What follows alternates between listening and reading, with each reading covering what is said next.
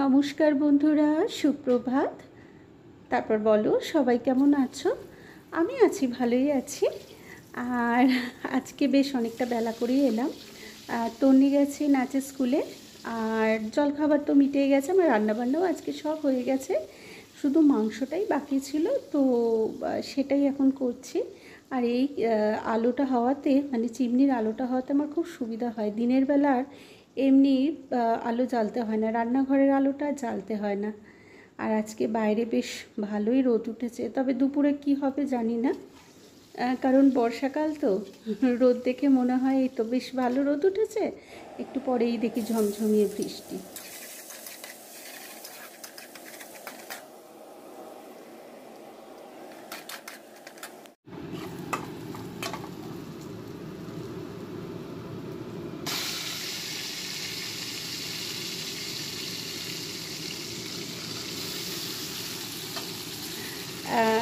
মাংস করার জন্য একটু রসুনটা থেতো করে দিলাম।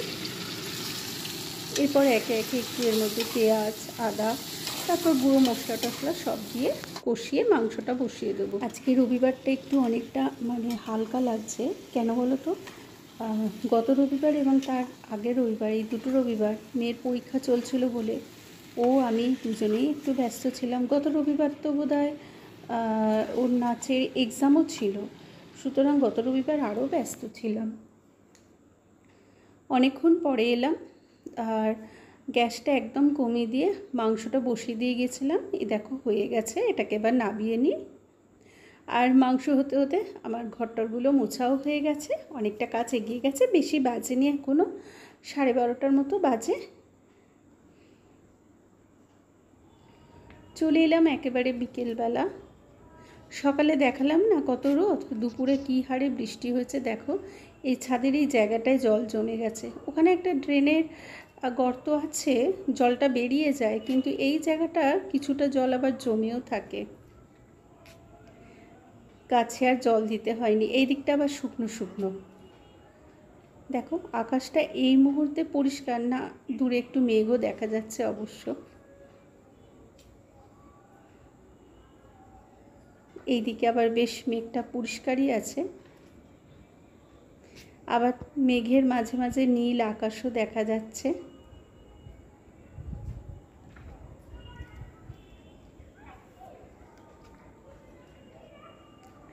তবে এই বছর এখনও পর্যন্ত সেরকম দেখিনি দু তিন দিন ধরে ঝমঝমিয়ে পুরো যে বর্ষাকালের বৃষ্টি সেটা দেখিনি। যেমন বৃষ্টিও পাচ্ছি, সেরকম রোদও পাচ্ছি। লাভের লাভ এটাই হচ্ছে যে আমার বৃষ্টির জন্য গাছে জল দিতে হচ্ছে না। এই দিকের মেঘগুলো দেখো, পশ্চিম আকাশের মেঘগুলো পুরো ঘন কালো। আর সেদিনকে দেখালাম না, এখানে জল জমে গেছিলো, তো ড্রেনটার এখানে এই ড্রেনের এখানের ময়লাগুলো পরিষ্কার করে দিয়েছিলাম, জলটা তখন বেরিয়ে গিয়েছিল। ছোট্ট ছোট্ট কী সুন্দর নিম ফুল হয়েছে, কচি কচি নিম পাতাও হয়েছে। নিম পাতা তো আমি মাঝে মাঝে পেড়ে নিয়ে যাই, দিয়ে নিম পাতা ভাজা করি। তবে জানি না কোন মাসে যে নিম পাতা খায় আর কোন মাসে খায় না, সেটা আর জানি না। যখন ইচ্ছা হয় নিয়ে যাই, নিয়ে গিয়ে করি। এদিকে দেখো কি সুন্দর নীলাকাশ, ওদিকে আবার মেঘ জমে আছে। না, সন্ধে লাগছে প্রায়। চলো নিচে গিয়ে সন্ধেটা দিয়ে নিই। আর আজ তো আমার টিউশন নেই, রবিবার দিনটা আমি আর কোনো টিউশন রাখি না। আর যদিও কোনো কামাই থাকে তাহলে অন্য কোনো দিন আবার ডেকে পড়িয়ে দিই, কিন্তু রবিবার দিনটা পুরো নিজের জন্য। রবিবার দিন আমার যেমন টিউশন থাকে না, তন্নিরও কোনো টিউশন থাকে না, মানে পড়ার টিউশন থাকে না, কিন্তু নাচ বা আঁকা এগুলো থাকে। সন্ধে দেওয়া হয়ে গেছে, দেখো মা বসে বসে টিভি দেখছে, আর আমি বসিয়েছি চা। মা আর তন্নির বাবা, এদের দুজনের জন্য চা। আমি তো চা খাই না, আর আগে একটু কফির নেশা ছিল, তো টেস্ট করিয়েছিলাম, থাইরয়েডটা একটু বেড়ে গেছে বলে কফিটা খাওয়াটা আপাতত ছেড়ে দিয়েছি। জানি না কফি খেলে থাইরয়েড বাড়ে কি না, তবে একজনের কাছে শুনেছিলাম, তো সেই থেকে ছেড়ে দিয়েছি। আর তন্নি এই মুহূর্তে কিছু খাবে না বলল। বাইরেটা দেখো কি ঘন অন্ধকার, তাই না? রাতেরও কিন্তু একটা আলাদা সৌন্দর্য আছে। আমি এটা পড়েছিলাম বিভূতিভূষণ বন্দ্যোপাধ্যায়ের আরণ্যক বলে একটা উপন্যাস আছে, সেখানে তো সেই জঙ্গলমহলের যে রাতের সৌন্দর্য সেটা পড়েছিলাম। আমার এত ভালো লেগেছিল, পড়েছিলাম আজ থেকে প্রায় অনেক বছর আগে। তো তখন খুবই ভালো লেগেছিল।